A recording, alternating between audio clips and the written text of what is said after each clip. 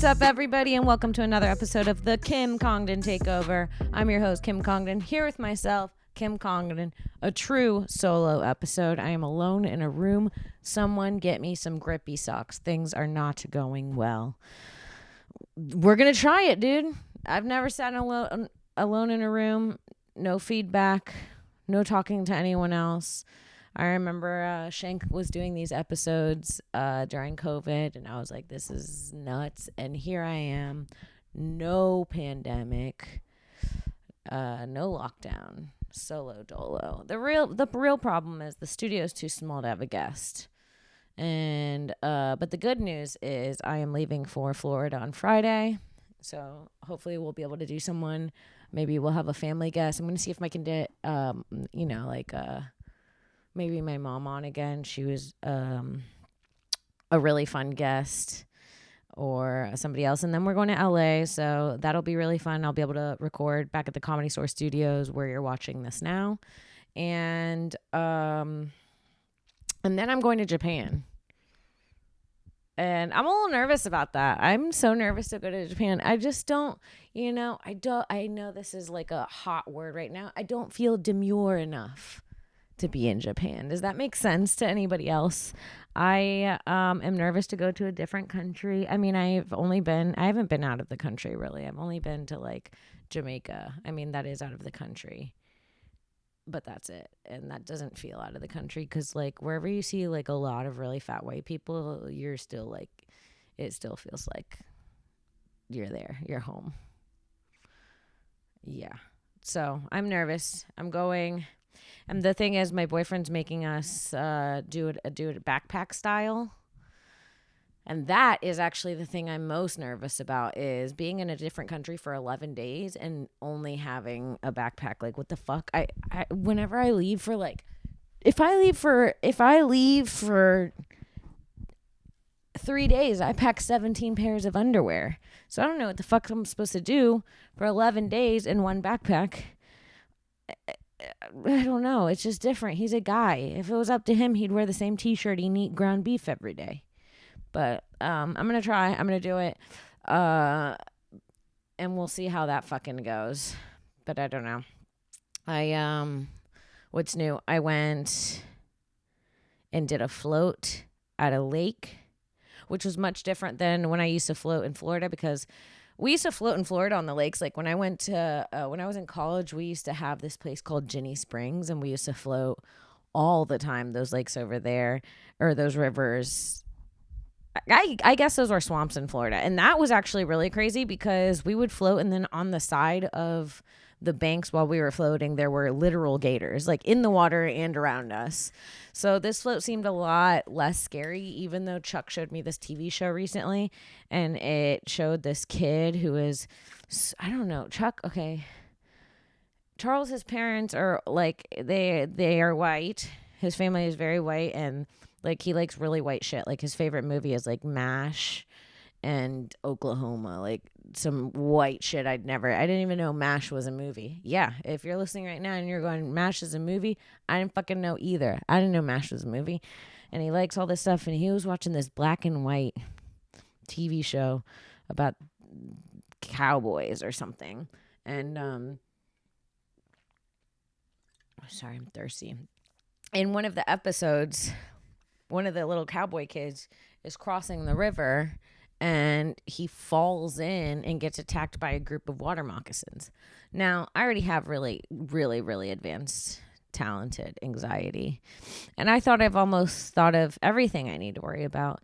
And you know what? Now I have anxiety about all the things I'm missing out about that I don't worry about, like water moccasins. I had no idea. And we have those in Florida. And I've heard the word water moccasin, but I think honestly, the water in Florida is so bad that we don't even, it's like not even, it's on the, like, there's a list of things that can kill you, and it's on the bottom. So I do know that I went to this weird rogue summer camp when I was like 8. I went to the summer camp, and it's where I learned how to swallow pills. I think I've talked about this before. The kids used to, when Tic Tacs were big at my summer camp, the kids used to teach each other how to swallow them like pills. in the mornings before camp started. And that's just like a Florida thing, I think. But yeah, I do remember at that camp there was like a lot of swimming and stuff. And I remember there was a rumor that a kid got bit and killed by a water moccasin. And yeah, it kind of, no one ever brought it up again, and I didn't think I had to worry about it. I thought I'd be worried about other things growing up. I thought I would be really worried about like they treated us like we'd be on fire daily as a child. I'd never learned anything more than the stop, drop, and roll. My goodness, did they instill that in our brains? Honestly, I've never seen a person on fire do it and it work, but you would think I would think I'd be on fire every other day, according to how I learned. That summer camp was weird. Now I'm just remembering that camp. It was like this rogue. I think it was like a religious camp, but my mom, my family wasn't super religious, but they would like play into it, you know, like we'd go like church like on holidays and shit, and my mom would like use the devil against me when it was like convenient for her. Very devil like mom. And yeah, stuff like that. But I don't think that it was a normal camp. I do remember my mom thinking that the guy that ran the water slides was cute. And I'm hoping he was in his 20s at this point. If I was 7, my mom was 27. This guy must have been 22 or 23, I'm guessing. And I would always be like, my mom thinks you're cute. And he'd be like, okay. And be like weirded out. And I was like, in my head, I was going to hook them up. And then I was going to be able to go to free summer camp forever. And actually be able to afford the sleepover one. They had like a sleepover version, but that one was expensive. My mom took me to the like drop you off every day one.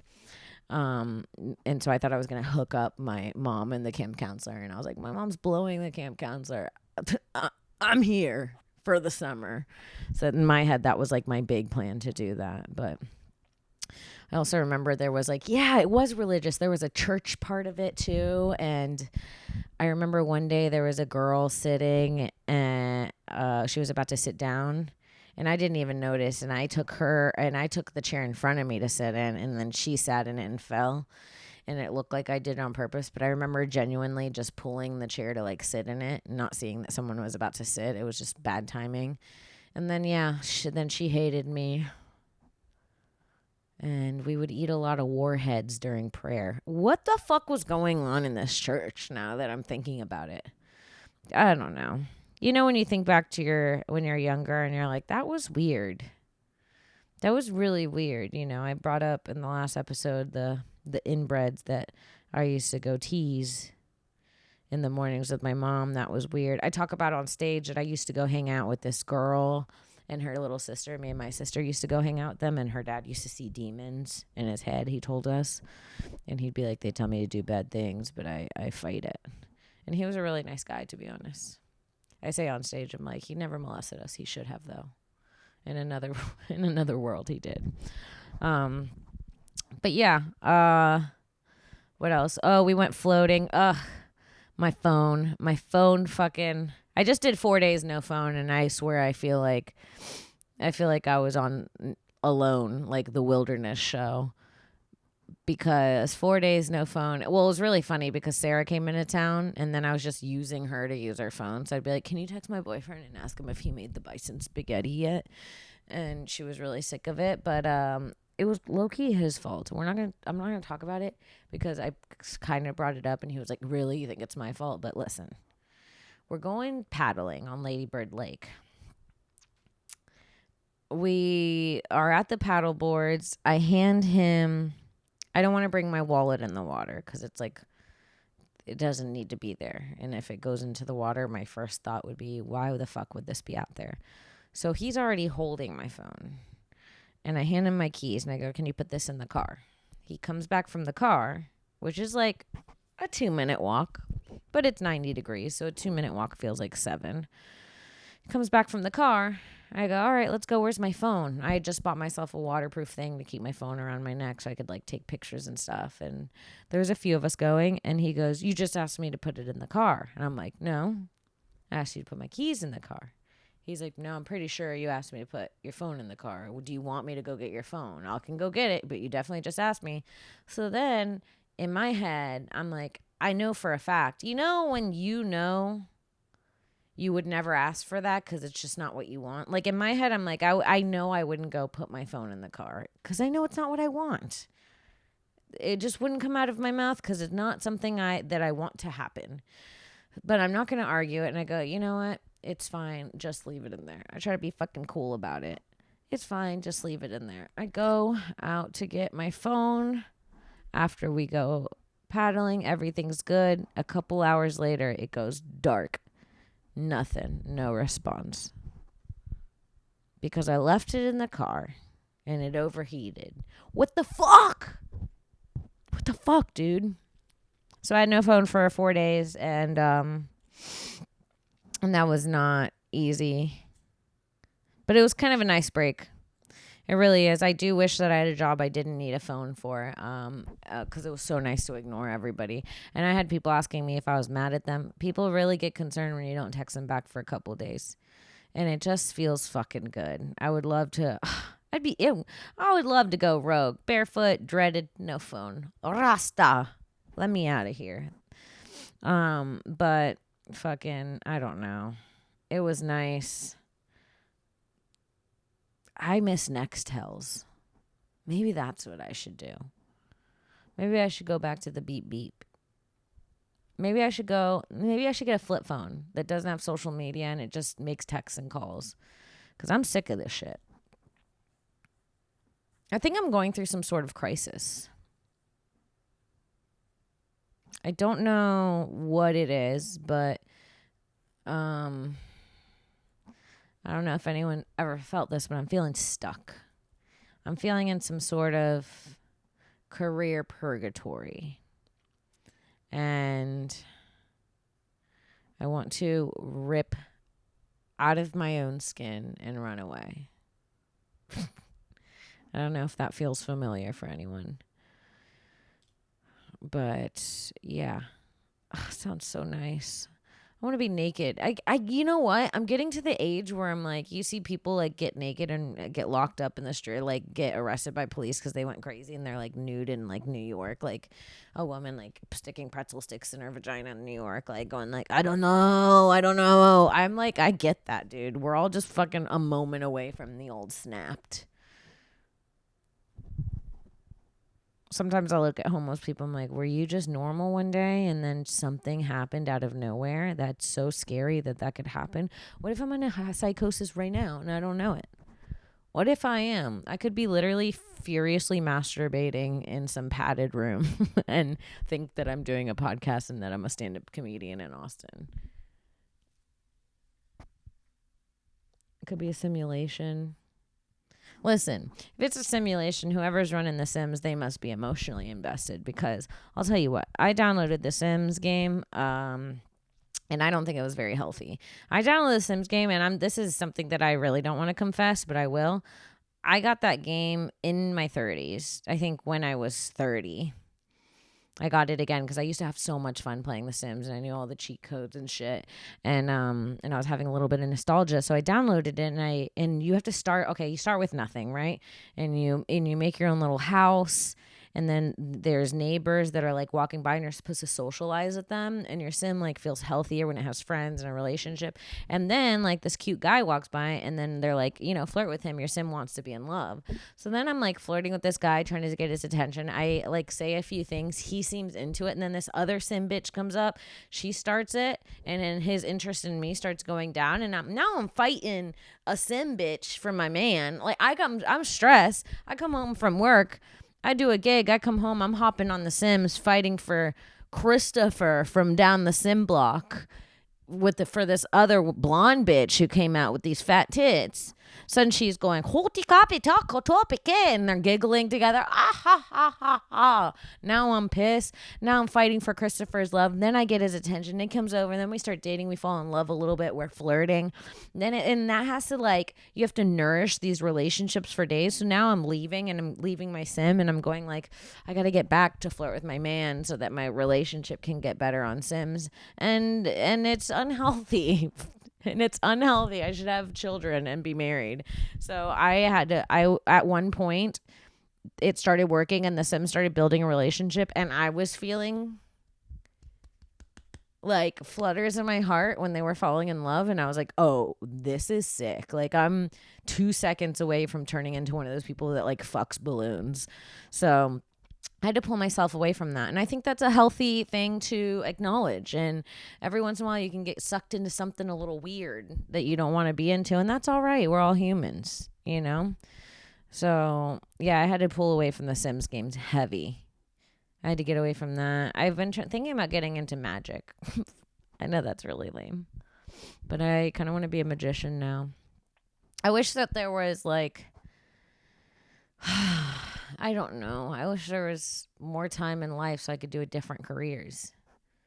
I would love to do so many different things. I could have been a professional magician, like a really good one too. I'm not kidding. I'm not kidding around with you. I love magic. And I think I would have been good at it. I would have been, imagine a female-led magician sawing men's dicks in half and shit, like comedy based. Like, I'll take his penis and saw it in half. You can have a little dick tip hanging out of the other end and the dude on one end. You can make it innovative. You can make it fun. You can make it woman magic. That's what I'd call it.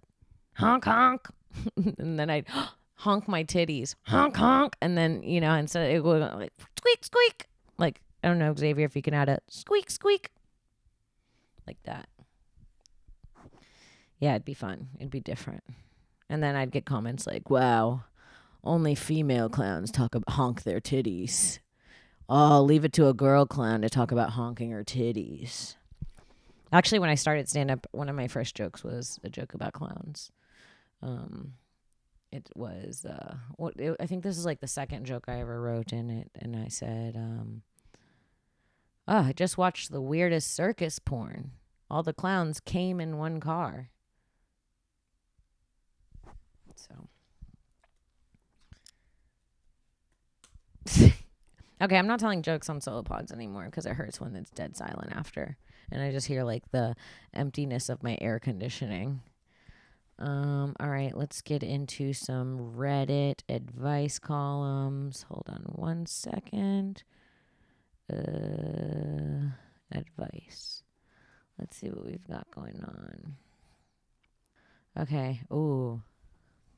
This one's a good one. My son had an affair with my other son's girlfriend. Now they're getting married. I'm in my early 50s and I have two sons. One is 50 and the other is 25. My oldest lived with his girlfriend of 6 years. My youngest was single. Well, there came a point when my youngest needed a place to live, so my oldest and his girlfriend were kind enough to allow him to move in and rent a room from them. About a year into this arrangement, my youngest started a relationship with this girlfriend on the sly. Wouldn't you know it, the worst case scenario occurred and my oldest walked in on my youngest fooling around with his brother's partner. I will not go into details about the devastation and ruin this has caused. Just try to understand that it is similar to a death in the family. I cannot properly convey how complete it is, the destruction of my family. The family's fucked up. I get it, lady. This is hard to move on from. This transpired a little over a year ago, and now the pain is still very fresh.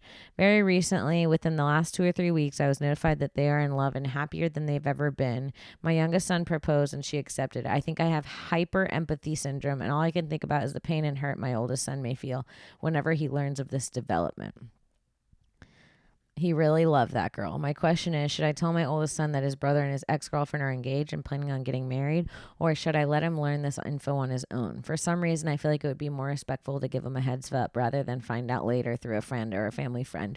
Or is that an insensitive approach and would just reopen a wound that is still healing? I thank you in advance for any advice you may receive. Damn, dude. I just can't imagine the pain of... especially if you're an older brother, seeing your younger brother dick down your girlfriend of 6 years. Like, first of all, this girl's a fucking pig.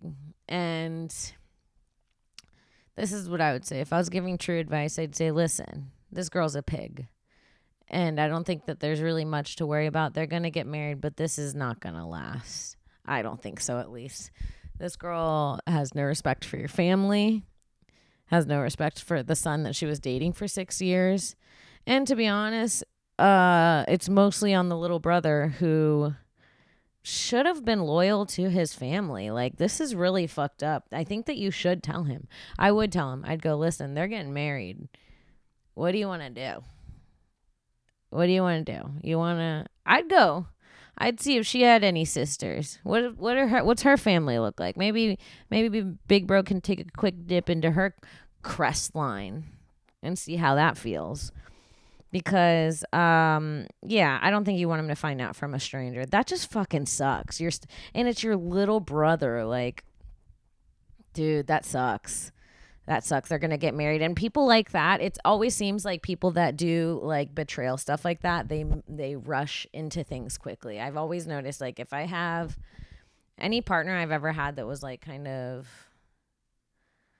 not trustable, anytime they got into a relationship, it was always like a very serious, quick thing. And I feel like a lot of the times when the relationship's toxic, it moves really fast because the people want to rush into it before their true selves are found out, if that makes any sense. So yeah, the fact that they're already getting married and it's only been a year and she was with the other one for 6 years just shows that like they're kind of trying to get married in a hurry before anything goes down. So yeah, tell your son, don't let it come from someone else. Fuck your other son. Your other son's a piece of shit. Obviously, you still have to love him, but that whore, never be nice to her. Wear white to her wedding. She's a bitch, dude. She's really a bitch, and she fucking hurt your son. I wouldn't even go to the wedding, personally. I would not support that fucking wedding. I think it's like it's really gross. So yeah, fuck that. That sucks, dude. That sucks. And like, how can that dude marry a girl knowing she's fucked his brother for years? Like, every time you have sex with that girl, you don't think like, dude, my brother knows exactly what this is like. That's such a weird thought. I don't know. It's very strange. Okay, this is a different one. My boyfriend is extremely sick and I don't know how to get him to the hospital. For context, my boyfriend just turned 40. He's a recovering alcoholic. He quit for a little while and it ended when a family member gifted him several bottles of alcohol. What a horrible family member. He decided to quit again and is 14 days in, no drinking, and it was going as expected. He was sick, puking, and sleeping a lot. He was still aware, talking and eating, drinking fluids. He was normal, just sick. Well, his gut is distended. Ugh. He's been complaining of back pain because of it, so I've been massaging his back for him. 3 days ago, he was feeling pretty back and slept a lot more than usual, but nothing out of the ordinary. 2 days ago, he went to sleep and is only woken up to puke, bathroom, and sip water. He's still like that and very out of it. Anytime I ask him a question, he can't coherently answer me. I tried to get him to eat and he still won't. I don't even think he realizes it's been 2 days. He's been asleep or anything. I'm extremely worried about him. A couple of hours ago, his mom called and he's having issues using his hands. He keeps dropping stuff and knocking stuff over. So I picked him up and handed him the phone. I'm sorry. Is he like a little baby? What do you mean? He just kind of laid next to it like he forgot what he was doing and went back to sleep. So I spoke with his mom. She agreed I should take him to the hospital. He's yellow, distended, puking, and out of it. Dude, your boyfriend, the way you're describing your boyfriend, he sounds like a butthole. Like, he sounds so gross. I'm sorry.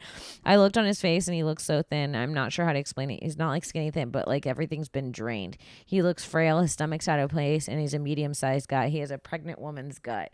Now that you know the facts I do, here's where I need the advice. How do I get him to the hospital? I'm afraid I can't get him to cooperate. Dude. Wow. I can't. I'm worried about the insurance. He's not going to want to go. Let him die. Ugh. Ugh. You described like a slimy Simpsons character. I'm scared. Yeah, it sounds like brother's dealing with a serious case of cirrhosis. You know what you should do is if he's an alcoholic, you should take a little bit of alcohol and dribble it on his nose and then dribble some next to his mouth and then do like a little trail of alcohol that he has to lick his way to the front door and then roll him into the car and get him out of there. I don't know what to tell you because this is like a dude. It sounds like he's gonna die. I don't know what to tell you. Sounds like brothers in liver failure. Oh God, this is 3 days ago, and people are like, he might not make it till morning. Get him in now. Yeah, get your boyfriend to the hospital. He's dying. Call an ambulance. Fuck it. Yeah. Well, I used to live in an alcoholic when I lived in New York, and I was living with my ex. He had a roommate at first, and this dude was a terrible alcoholic, and he had like that extended stomach, and this dude would drink all the time, and he would also have like the worst bloody noses, and he was just like a terrible drunk, and he would just leave these bloody napkins everywhere, and he was really gross, and the alcohol smelled like you could smell like he would sleep on the couch and there would be like an odor of like alcohol and death on the couch after. And he was a horrible dad, and I'm hoping he's not as drunk now, but fuck, dude. I feel bad when people drink and they can't stop. It's never really been an issue for me.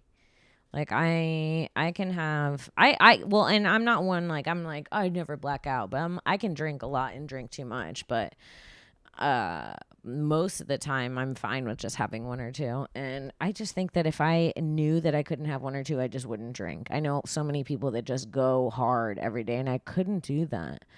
But yeah, get this dude to the hospital. He sounds like a sick Simpson character. I don't even want to think about it anymore. It's really fucking gross. And yeah, dealing with an alcoholic must be a nightmare because they're too drunk to care. Or a drug addict. They don't give a fuck. Me? I like a mushroom. I like a mushroom and a river. A mushroom and a body of water. We went, we pulled a group of about 15 people to go float the river, the Guadalupe. And that was so fun. It was seriously, I talked about it in the beginning of this. It was seriously so fun though, but like,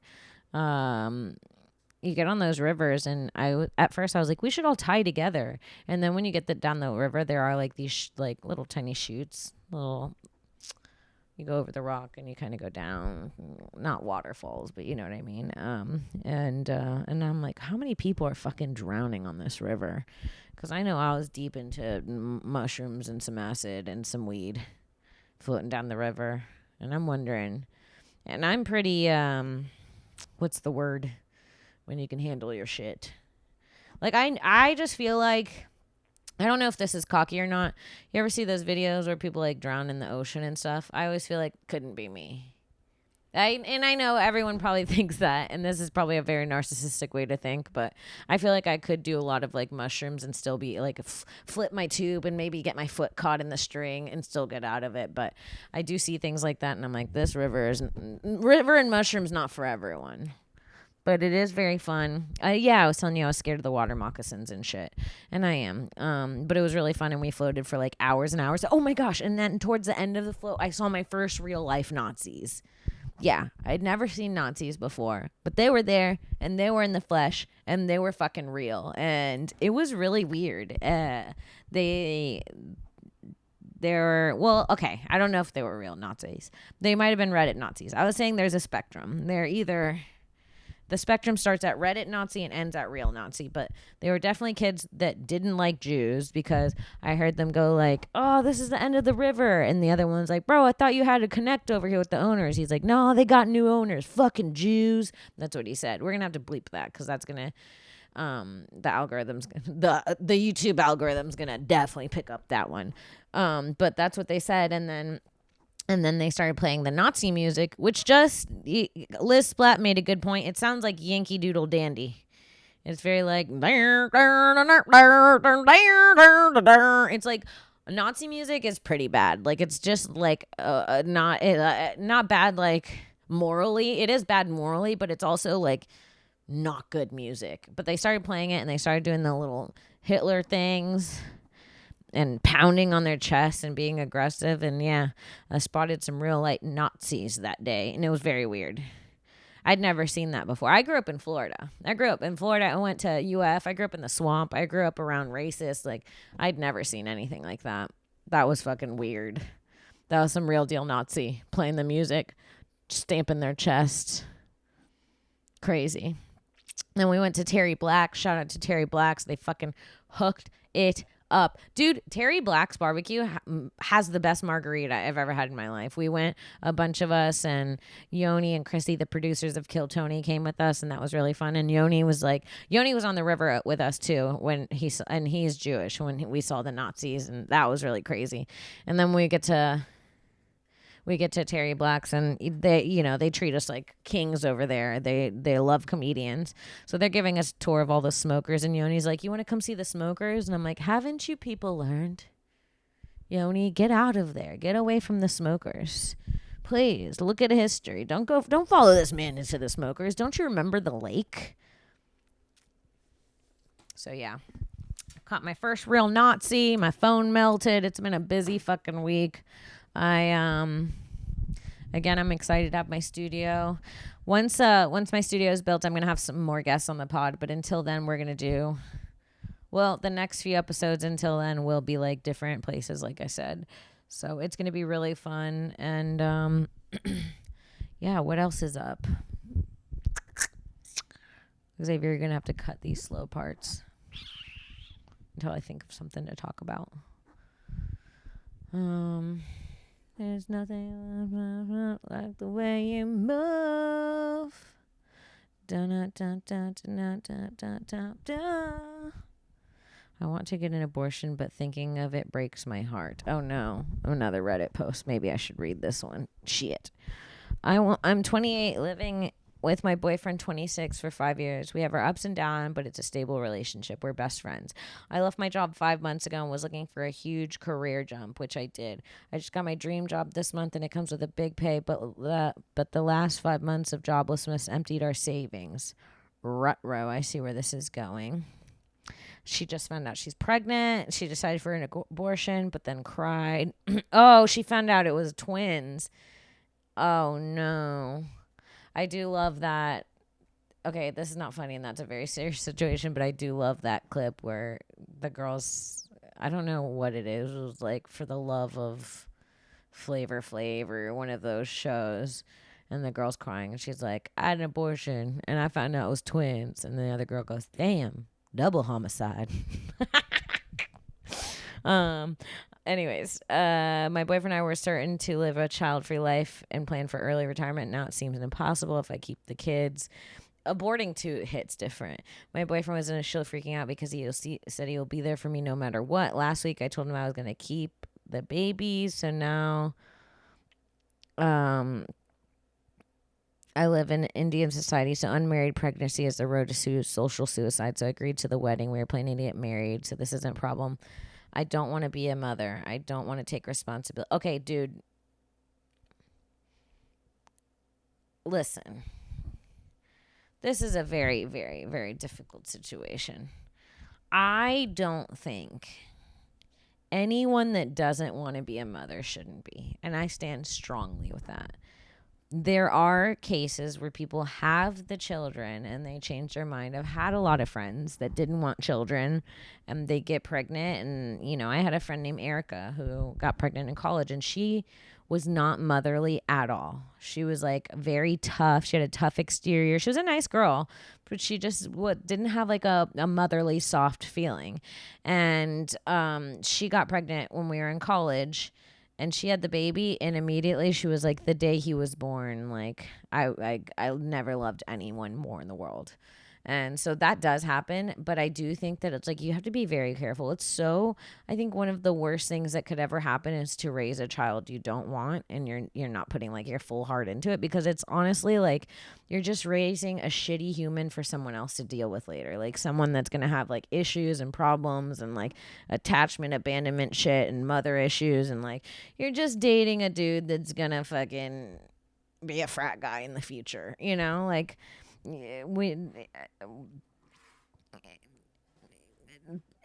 whether or not you want to have the abortion, you shouldn't be a mom if you don't want to be one. Give it up for adoption. Let someone else be a mom that wants to, because I think one of the worst things to happen to society is bad parents. And yeah, dude, it fucking sucks. Stop raising shitty people with all these like weird abandonment issues. I don't understand.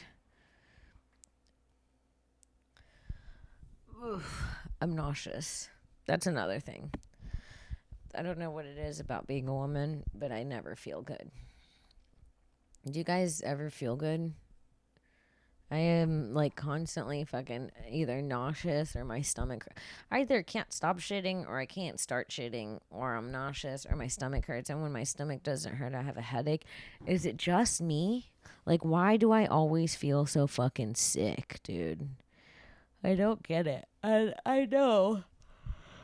I know I could live better. I probably am not drinking enough water, but who could keep up with it? The food, the water, I'm tired all the time. My energy's so low and I don't know how to get it back up. Are you guys always sleepy? I don't know how to fucking wake up at night. I'm drinking coffee and then I look it up and then they said the coffee is making me tired. But I'm like, what? I don't understand. I thought the whole point of coffee was to wake you up. Now suddenly it's to make you tired? Is this a Mandela effect? I don't understand. I thought that's why we drink coffee, is so we can wake up. I don't even know where coffee came from. Whoa, I sound like Jojo Siwa. I don't even know where coffee came from.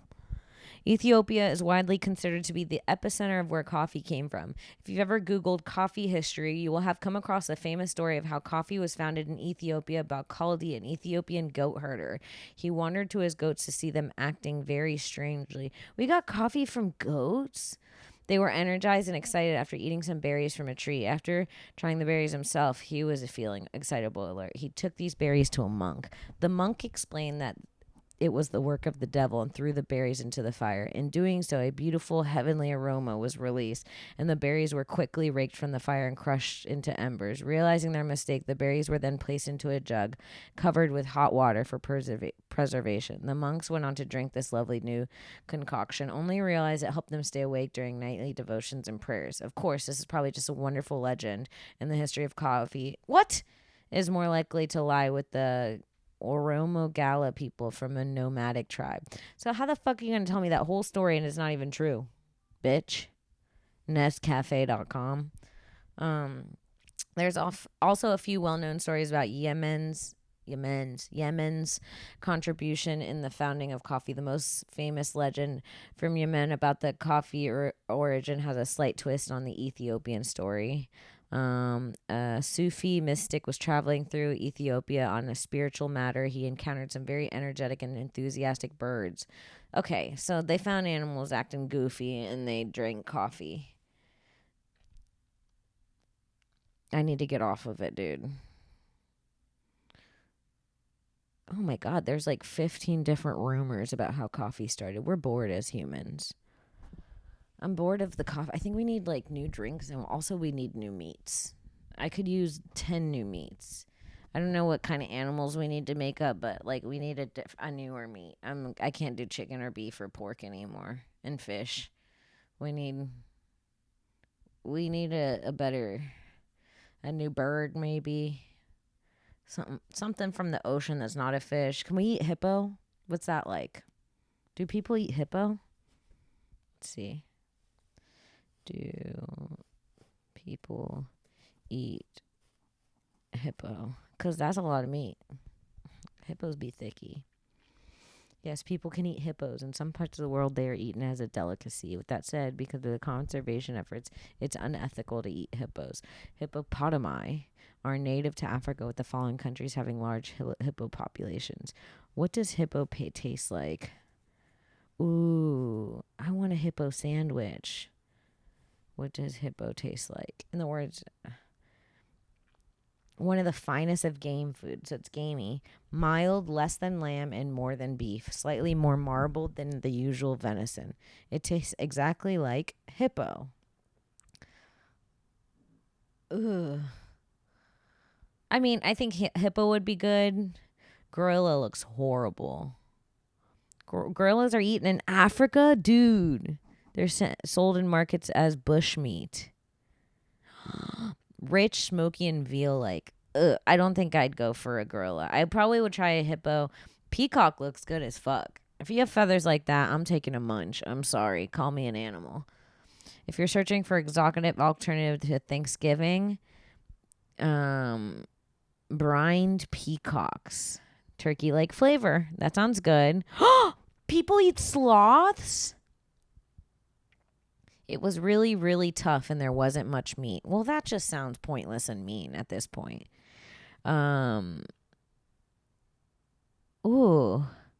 Armadillo, turtle, crocodile, toucan. You can't eat toucan. That's sick.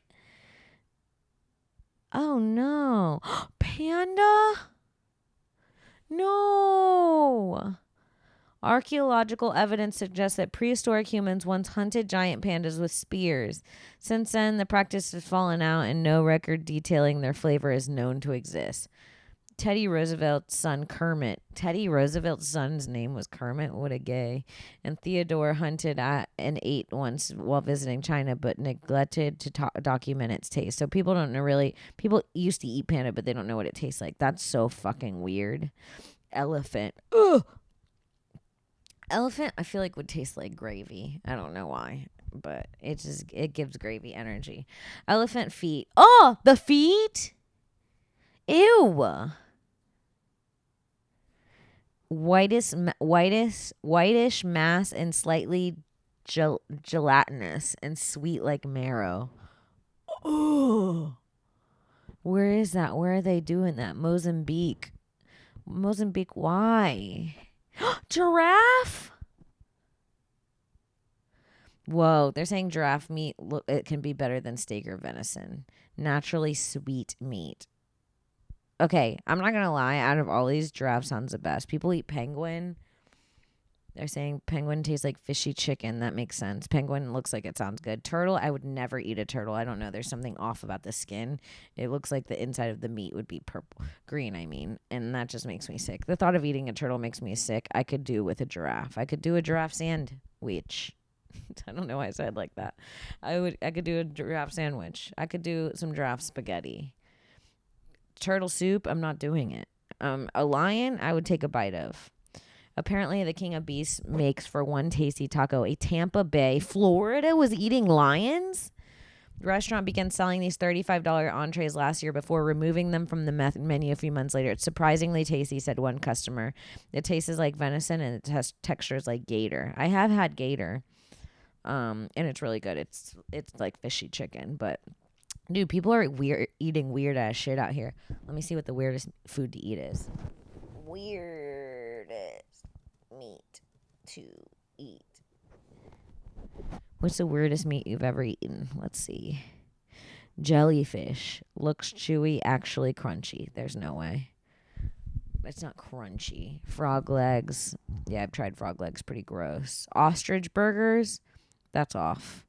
Rocky Mountain oysters. That's not. Lamb brain. Alligator. Nothing crazy.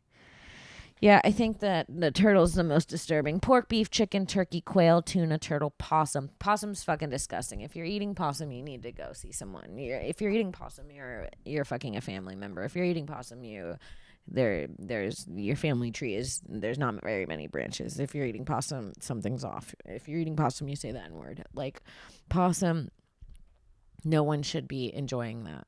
That's absolutely fucking disgusting. But I do need new meat. Point is, we need some new animals. I don't know if we can spawn some, if the simulation can throw some down, but I'd like a new flavor. I'd like a new texture, maybe. Not crunch, not chewy, not crunchy, something else. Something in between chewy and crunchy. Poppy. Every bite is like, those little things that come in the packages that you pop. What about that? That's a fun texture with a new taste, with a new animal. I'm requesting it. If the simulation allows me, I'll do that. I've been getting less picky with my food too. I've noticed, like, at the last 2 times I've ordered food, I've seen hair in it and just eaten around it. And I know that's really disgusting, But yeah, the older you get, the less you care about anything, to be honest. You just want to a little. So I've eaten around. I had some fries yesterday. I saw hair in it, and I just ate a couple more and moved on with my life. I'm over it. What's the worst that can happen? Who knows how much jizz I've had in my food? People are doing sick things at restaurants. You guys gotta. You think that movie Waiting was a joke? It's not. Okay, they're waiting to come in your mashed potatoes, dude. But fuck. All right. Well, I think this is the episode. I hope this was even slightly entertaining for you guys. Let me know any good meats that I can have. Any new meats that maybe I'll like to taste. If you have a quail eggs, who's eating quail eggs? Let me know. Drop a comment. Let me know what my new meat should be. And yeah, thanks for listening to the Kim Congdon Takeover. Yeah, you're watching from the Comedy Store Studios and my YouTube channel. Make sure you check out my special that Childless MILF on YouTube. Make sure you check out the Magic Prank Show on Netflix. Check out my other podcast with Sarah Weinshank. It's called This Bitch. I'm coming to Washington, D.C. in November. Me and Sarah are doing something together right after the election. That'll be really fun. And I'm coming to Tokyo September 13th through 15th doing roast battle there. So if you're in Tokyo, check that out. I'm doing Skankfest September 27th through the 30th. Come out. Make sure you check out KimFest. Well, we're going to have some fun doing that. I have a bunch of fun shows planned for that. And again, I'll see you guys next week. Bye.